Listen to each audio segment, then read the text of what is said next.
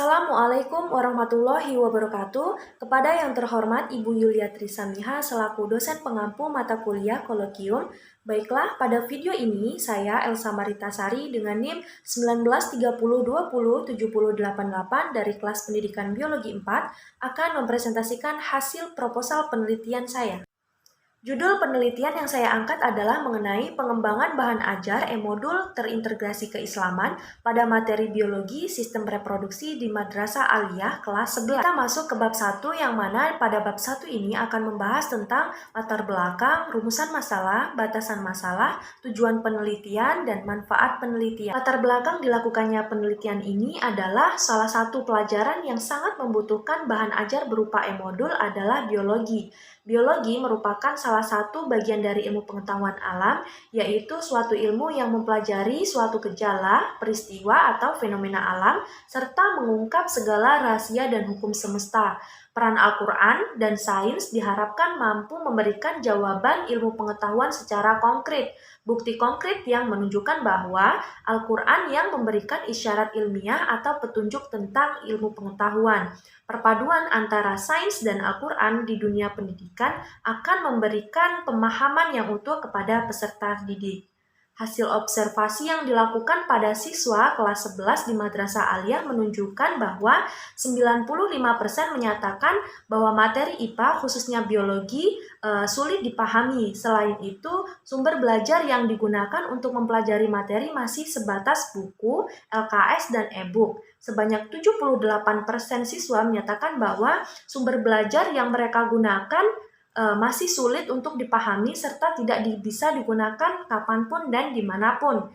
Nah, sebanyak 100% siswa menginginkan pengembangan modul sebagai sumber belajar lain seperti buku, LKS, dan e-book. Berdasarkan hasil observasi yang telah dilakukan, dapat disimpulkan bahwa siswa kelas 11 Madrasah Aliyah Palembang belum memanfaatkan sumber belajar berupa e-modul, terutama dengan potensi nilai-nilai Islam di dalamnya. Pengembangan e-modul sesuai dengan nilai-nilai Islam salah satunya adalah dapat menyediakan sarana dan prasarana pendukung guna menciptakan peserta didik yang unggul dalam prestasi serta religius.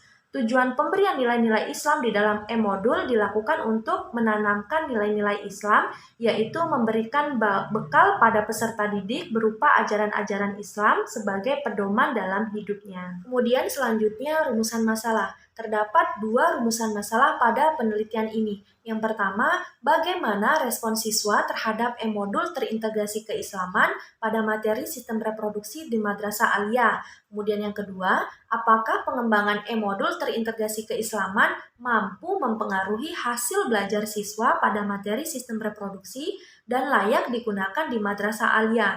Kemudian, batasan masalah pada penelitian ini, yang mana pada penelitian ini masalah yang akan menjadi objek penelitian hanya memfokuskan pada materi konsep sistem reproduksi.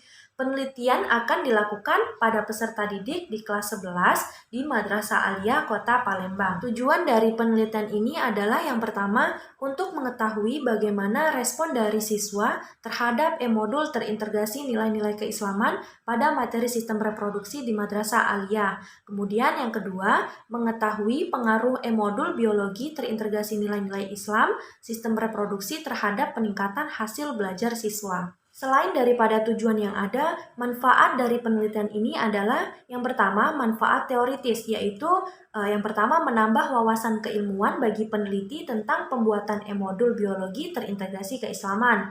Kemudian yang kedua, dapat digunakan sebagai referensi untuk penelitian terkait pembuatan e-modul terintegrasi keislaman, khususnya dalam pembelajaran biologi pada materi sistem reproduksi.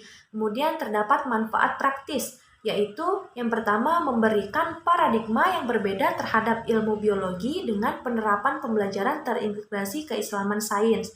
Kemudian yang kedua, sebagai masukan dalam upaya peningkatan strategi pembelajaran terintegrasi keislaman sains untuk membentuk jati diri peserta didik yang islami. Masuk pada bab 2 yang mana pada bab 2 ini akan membahas tentang yang pertama deskripsi teoritis yang mana pembahasannya terdiri dari pembelajaran, media pembelajaran, e-modul biologi terintegrasi keislaman, dan hasil belajar.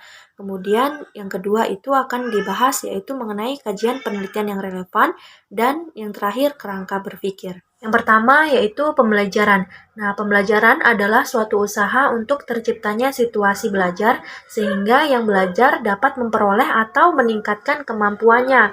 Hal yang paling penting dalam proses pembelajaran adalah berkaitan dengan bagaimana cara membelajarkan siswa. Guru berperan cukup penting dalam proses pembelajaran. Meskipun berperan penting dalam proses pembelajaran, guru hanya sebagai fasilitator. Pusat dari proses pembelajaran terletak pada siswa. Siswa harus aktif dan kreatif dalam berinteraksi dengan lingkungan belajarnya. Kemudian selanjutnya yaitu media pembelajaran. Nah, media mempunyai nilai praktis untuk membangkitkan motivasi belajar, membuat konsep yang abstrak menjadi konkret, misalnya dalam menjelaskan tahap-tahap sejarah melalui film, grafik, mengatasi batas-batas ruang kelas dalam menampilkan objek yang terlalu besar, seperti candi, dan dapat juga mengatasi perbedaan pengalaman pribadi murid yang satu dengan yang lain. Media juga dapat menampilkan objek yang terlalu kecil dan langka untuk diamati secara langsung. Selanjutnya adalah e-modul biologi terintegrasi keislaman. E-modul biologi terintegrasi keislaman itu merupakan e-modul yang di dalamnya terdapat materi yang mengaitkan antara biologi dengan nilai-nilai Islam. Nilai Islam yang dimaksud bersumber dari Al-Quran dan hadis. Pada bidang studi biologi ditemukan berbagai macam fenomena alam yang dapat dikaitkan dengan Al-Quran dan hadis. Tujuan dari integrasi ayat Al-Quran dan sains bukan hanya untuk membangun kesadaran bahwa ilmu pengetahuan dan Al-Quran saling berkaitan, namun bertujuan untuk membangkitkan semangat umat Islam dalam hal ini khususnya siswa. Kemudian materi sistem reproduksi. Organ reproduksi manusia itu dapat dibedakan menjadi organ reproduksi pria berfungsi menghasilkan gamet jantan yaitu spermatozoa atau 21 sperma, dan organ reproduksi wanita menghasilkan gamet betina yaitu ovum. Nah, gametogenesis adalah pembentukan telur dan sperma pada kedua induknya untuk pembentukan individu baru.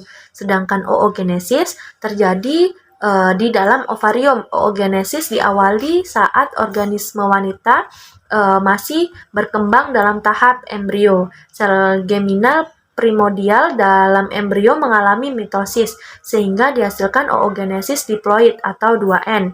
Masing-masing oogenium berkembang menjadi oosit primer yang diploid.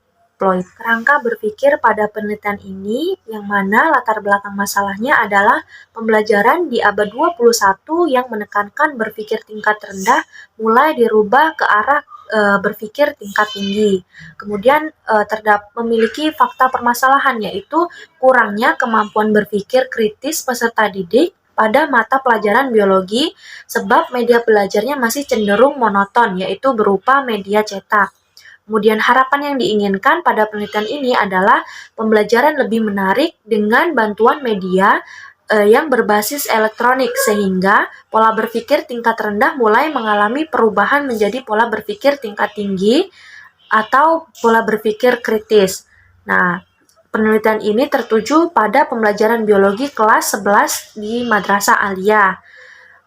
Dari fakta permasalahan dan harapan yang ada, maka penelitian ini yaitu mengenai tentang pengembangan media belajar e-modul dalam pembelajaran biologi materi sistem reproduksi.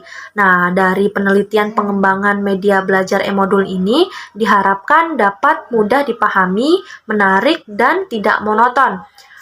Penelitian pengembangan media belajar e-modul dalam pembelajaran biologi materi sistem reproduksi ini melalui tahap uji coba produk e-modul biologi yaitu pada materi sistem reproduksi yang mana diharapkan pembelajaran biologinya nanti dapat menarik dan meningkatkan hasil belajar dari siswa. Selanjutnya pada bab 3 yang membahas tentang metode penelitian yang mana isinya itu terdapat jenis penelitian, prosedur pengembangan, uji coba produk, dan teknik pengumpulan data. Nah, pada jenis penelitian ini menggunakan metode penelitian dan pengembangan. Penelitian dan pengembangan merupakan penelitian dengan maksud menghasilkan produk tertentu sekaligus menguji keefektifan produk tersebut. Penelitian ini memakai model pengembangan oleh Borg and Gale. Penelitian ini dilakukan dengan mengembangkan produk e-modul biologi untuk menguji kelayakan e-modul pada materi sistem reproduksi kelas 11 Madrasah Aliyah. Kemudian prosedur pengembangan produknya itu terdapat potensi dan masalah, kemudian merencanakan penelitiannya, kemudian selanjutnya mengembangkan desainnya, kemudian uji coba lapangan, kemudian selanjutnya itu revisi hasil validitas, uji coba validitas, dan yang terakhir itu yang dilakukan adalah revisi final kelayakan. Selanjutnya mengenai uji coba produk, yang mana uji coba produk tersebut terdiri dari yang pertama desain uji coba. Desain uji coba ini diartikan sebagai rancangan penelitian yang nantinya akan menguji sebuah produk hasil dari penelitian dan pengembangan. Rancangan penelitian yang digunakan dalam penelitian ini adalah yang pertama perumusan masalah penelitian dan tujuan survei. Selanjutnya, peneliti melakukan survei atau mengunjungi lokasi penelitian untuk melakukan pendekatan kepada kepala sekolah dan guru mata pelajaran. Kemudian, menentukan konsep serta menggali kepustakaan mengenai media pembelajaran berupa modul elektronik dan kemampuan berpikir kritis mata pelajaran biologi. Dan kemudian selanjutnya pengambilan sampel, yaitu 2 kelas IPA dari seluruh jumlah kelas 11 yang ada di Madrasah Aliyah Palembang yang nantinya menjadi kelas kontrol dan eksperimen. Nah, teknik pengumpulan data pada penelitian ini adalah jenis data, yaitu data yang digunakan pada penelitian ini terdiri dari 2 data, yaitu data kualitatif dan data kuantitatif.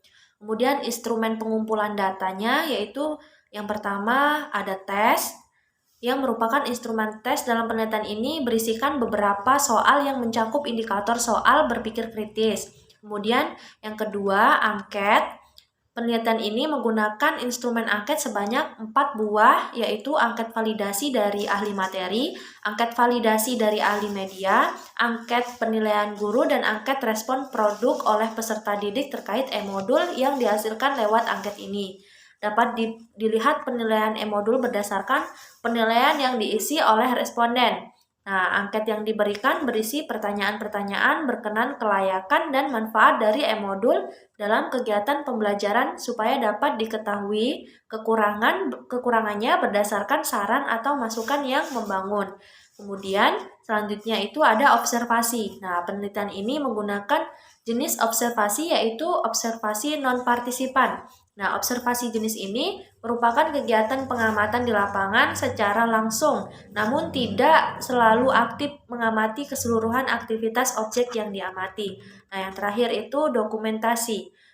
Metode dokumentasi adalah cara pengumpulan data yang menghasilkan catatan-catatan penting berkaitan dengan masalah yang diteliti, sehingga lewat metode ini diperolehkan data lengkap yang nyata dan bukan hanya berdasarkan perkiraan. Selanjutnya, teknik analisis data pada penelitian ini adalah penelitian ini menggunakan teknik analisis data kualitatif dan kuantitatif. Data kualitatif diperoleh dari hasil analisis data angket validasi dan analisis data tes. Nah, analisis data angket validasi dan angket respon produk diberikan kepada validator dan peserta didik untuk mendapatkan nilai kevalitan atau kelayakan dan keefektifan produk. Sedangkan analisis data tes, peneliti mengumpulkan data tes dengan memberikan soal pretest dan post-test. Tes dilakukan untuk mendapatkan informasi dari nilai hasil belajar peserta didik, kelompok eksperimen, dan kelompok kontrol guna mengetahui ada tidaknya peningkatan kemampuan berpikir kritis peserta didik. Demikianlah presentasi proposal penelitian yang dapat saya sampaikan. Terima kasih. Saya akhiri. Wassalamualaikum warahmatullahi wabarakatuh.